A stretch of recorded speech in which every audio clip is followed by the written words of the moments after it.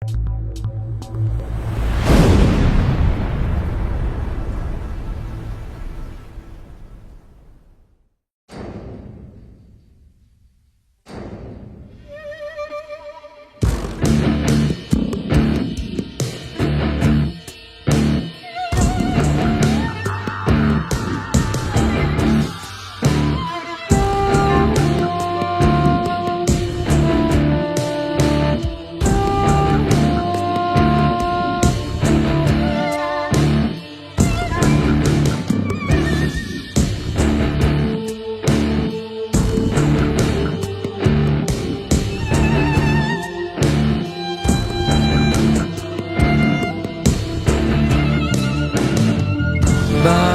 پر کشیده شیه کشید از آشیانه، خانه خراب شد.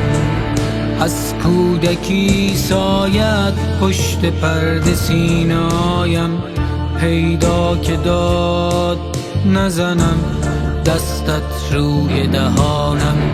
پنهان میآید دستانت، صدایت خشمگین در حیات. سیاه بود آسمان خاکستری پدر، تباه بودم تباه در شکل دختری که پدر بی مادرم سکوت کرد.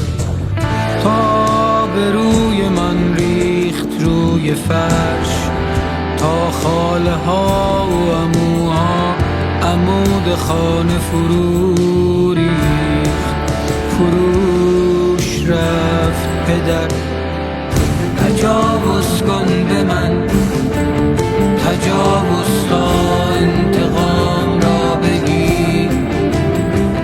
تجاوز کن به من، تجاوز به این اسیر. تجاوز کن به من، تجاوز تا انتقام را بگیر.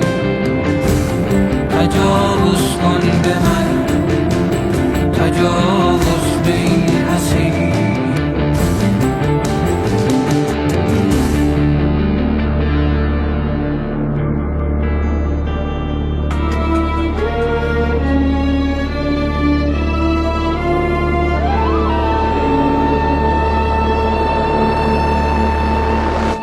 روح توتون و ریش زبرت از دست بزرگیست. گریستم که کیستم جز دختری که شانه‌های کوچکم از اشک زیر چادر مادر شکست.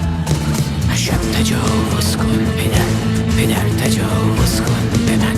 هرشب تجاوز کن پدر،